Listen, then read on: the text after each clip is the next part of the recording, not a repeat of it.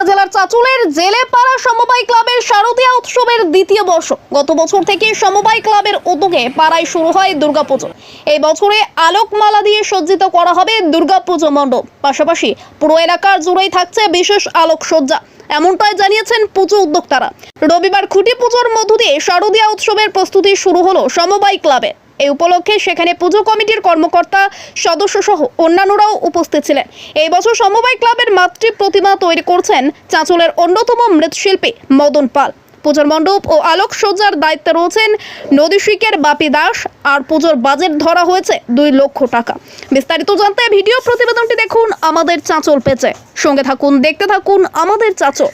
আজকে আমাদের চাঁচল জেলেপাড়া সমবায় ক্লাবের পক্ষ থেকে আমরা আজকে খুঁটি পূজা সুসম্পন্নভাবে সমাপ্ত করলাম।